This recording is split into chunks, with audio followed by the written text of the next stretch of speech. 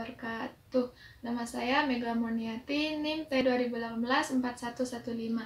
Di sini saya akan menjelaskan tentang pengertian Jabariyah dan Qadariyah. Jadi Jabariyah itu berasal dari bahasa Arab, yaitu jabaroh yang artinya memaksa.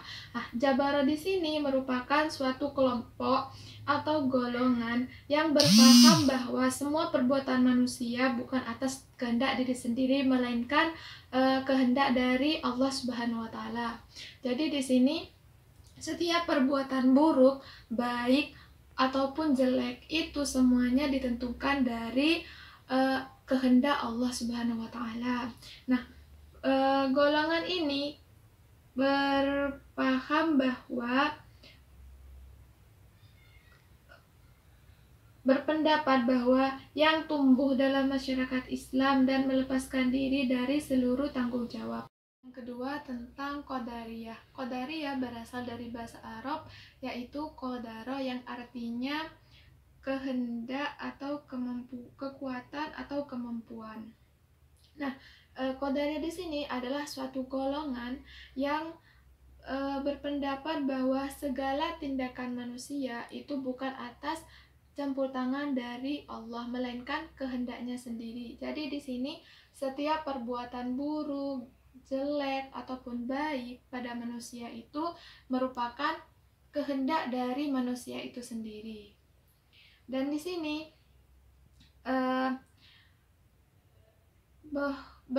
golongan Jabariyah ini berpendapat bahwa tiap-tiap orang adalah pencipta bagi segala perbuatannya. Ia dapat berbuat sesuatu atau meninggalkan atas kehendaknya sendiri. Mungkin itu saja yang bisa saya sampaikan, kurang lebihnya mohon maaf. Khalifah NIM T2017-7006. Saya akan menjelaskan tentang paham Jabariyah dan Qadariyah. Paham Jabariyah ini pertama kali muncul di Khuraisah atau Persia pada kira-kira pada tahun 70 Masehi. Aliran ini dipelopori oleh Jaham bin Safwan. Bahwa manusia itu menurut Jahar bin Safwan ini adalah mula-mula mengatakan bahwa manusia itu terpasung dan tidak mempunyai kebebasan apapun. Semua perbuatannya itu ditentukan oleh Allah semata. Terus sedangkan yang Qadariyah ini muncul kira-kira pada tahun 70 Hijriah atau 689 Masehi yang dipimpin oleh Ma'bad Al-Juhni Al-Bisri dan Ja'ad bin Dirham, dan masa pemerintahan Khalifah Abdul Malik bin Marwan yang dilatar belakangi oleh munculnya Qadariyah ini sebagai isyarat menentang kebijakan pelaksanaan politik Bani Umayyah yang dianggap kejam. Cukup sekian dari saya. Assalamualaikum warahmatullahi wabarakatuh. Nama saya Afik Fatur Rahman, NIM T2018-4118. Nah, saya di sini sebagai presentator yang terakhir akan menjelaskan tentang doktrin-doktrin Jabariyah dan Qadariyah serta para pemukanya. Untuk doktrin Jabariyah berpendapat bahwa hanya Allah Subhanahu wa taala sajalah yang menentukan dan memutuskan amal perbuatan manusia. Secara perbuatan itu sejak semula telah diketahui oleh Allah Subhanahu wa taala. Akan tetapi, paham Jabariyah ini telah melampaui batas sehingga mengiktikadkan bahwa tidak berdosa jika berbuat kejahatan, karena yang berbuat itu pada hakikatnya adalah Allah Subhanahu wa taala. Pemuka Jabariyah yang ekstrim adalah sebagai berikutnya. Yang pertama, Jam bin Safwan. Nama lengkapnya Abu Mahrus Jam bin Safwan. Ia berasal dari Khurasan. Ia bertempat tinggal di Kufah. Ia adalah seorang dai yang fasih dan lincah. Yang kedua yaitu Ja'ad bin Dirham. Al-Jahad adalah seorang Maulana Bani Hakim di Damaskus. Ia dibesarkan dalam lingkungan orang Kristen yang senang membicarakan teologi. Doktrin pokoknya Qadariyah seperti yang ada dalam kitab Al-Miwal wa Anhal. Masalah Qadariyah disatukan pembahasannya dengan pembahasan tentang doktrin-doktrin Mu'tazilah, sehingga perbedaan antara kedua aliran ini kurang jelas. Ada yang mengatakan bahwa yang mengembangkan ajaran-ajaran Qadariyah itu bukan Mahad Al-Juni. Ada seorang penduduk negeri Irak yang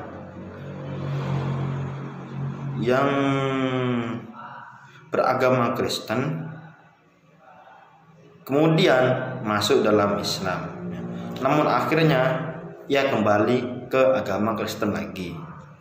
Adapun tokoh-tokoh aliran Qadariyah adalah Mahad Al-Junani dan Ghailan Al-Dimashqi. Kedua tokoh inilah yang pertama kali mempersoalkan Qadar. Mahad Al-Juni berguru pada Hasan Al-Basri. Kedua tokoh ini mati terbunuh. Mahad Al-Juni ini terbunuh dalam pertempuran melawan Al-Hajjaj pada tahun 80 Hijriah, sedangkan Ghailan Al-Dimashqi itu dihukum bunuh pada masa pemerintahan Hisham bin Abdul Malik. Mungkin cukup sekian penjelasan dari saya. Apabila banyak kesalahan atau kekurangan dari penjelasan saya mohon maaf yang sebesar-besarnya. Akhirul kalam, Assalamualaikum warahmatullahi wabarakatuh. Saya Mahdia Fitria, NIM T 2017-184. Di sini saya akan menjelaskan tentang tokoh Jabariyah. Di sini, menurut Aziz Syarastani, Jabariyah itu dikelompokkan menjadi dua macam, yaitu Jabariyah ekstrem dan Jabariyah moderat. Untuk Jabariyah ekstrem ini pendapatnya bahwa segala perbuatan manusia ini bukan merupakan perbuatan yang timbul dari dirinya, melainkan ini datang dari paksaan atas dirinya sendiri, begitu. Jadi untuk yang pertama, tokoh dari Jabariyah ekstrem itu yaitu Jahm bin Safwan. Nama lengkapnya itu Abu Mahrus Jahm bin Safwan. Ia itu berasal dari Khurasan, bertempat tinggal di Kufah. Ia seorang dai yang fasih dan lincah. Ia duduk sebagai sekretaris Haris bin Surais, seorang mawali yang menantang pemerintah Bani Umayyah di Khurasan. Beliau ini ditawan kemudian dibunuh secara politis tanpa ada kaitannya dengan agama. Di antara pendapat-pendapat Jahm yang berkaitan dengan persoalan teologi itu ada 4. Yang pertama, manusia tidak mampu untuk berbuat apa-apa. Ia tidak mempunyai daya, tidak mempunyai kehendak sendiri, dan tidak mempunyai pilihan. Yang kedua, surga dan neraka itu tidak kekal.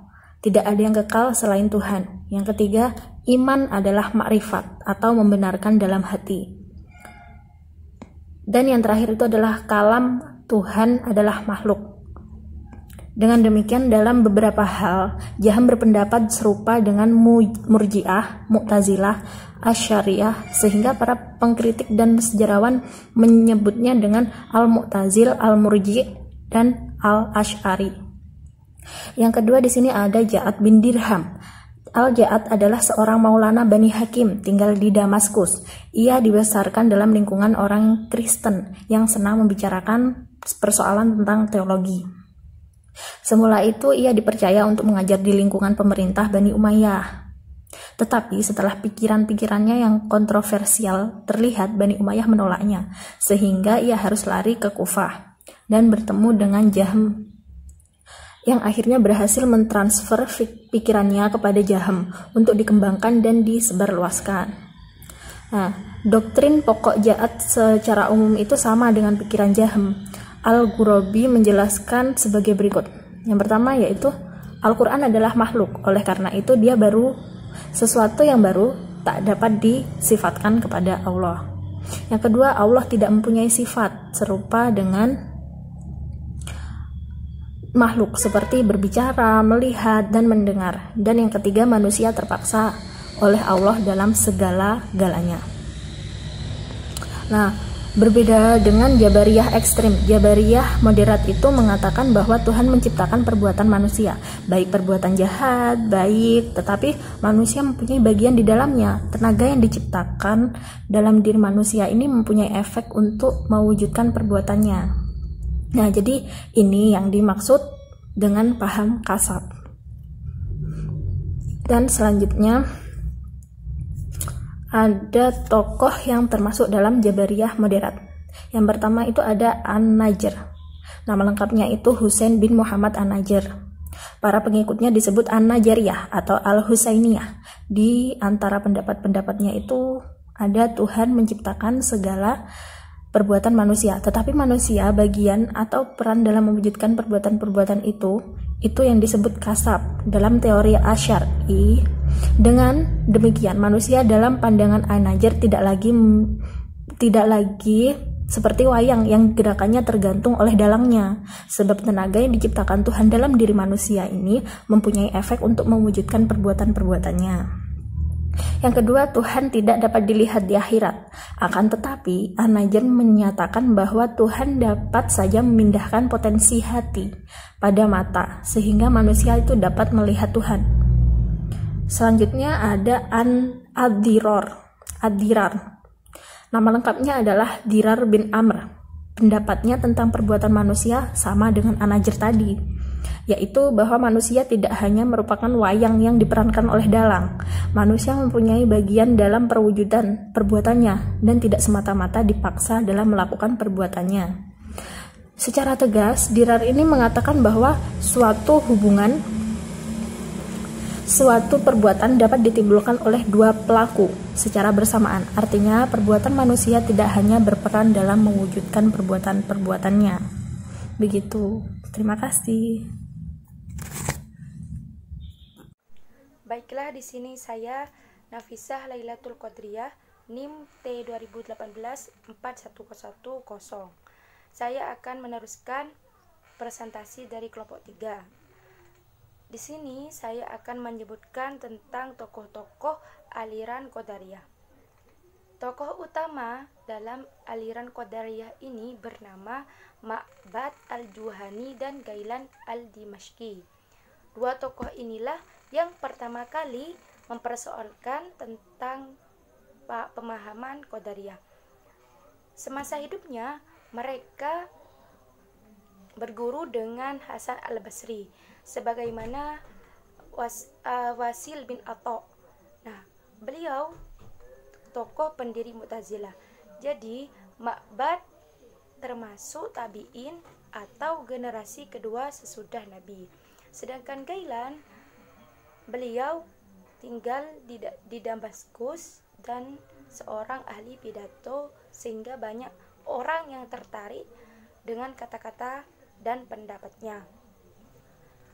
Kedua tokoh Qadariyah ini mereka mati terbunuh dalam pertempuran melawan Al-Hajjaj pada tahun 80 Hijriah. Mereka terlibat dalam dunia politik. Pada waktu itu, Gailan tetap gigih menyiarkan faham Qadariyah di Damaskus, sehingga beliau mendapat tekanan dari Khalifah Umar bin Abdul Aziz. Meskipun mendapatkan tekanan, beliau masih tetap melakukan aktivitasnya hingga Umar bin Abdul Aziz ini wafat dan diganti oleh Yazid. Nah, baru pada masa pemerintahan Hisham bin Abdul Malik, Gailan ini berhenti dan dieksekusi hukuman mati yang dijatuhkan kepadanya. Sekian dari saya. Wassalamualaikum warahmatullahi wabarakatuh.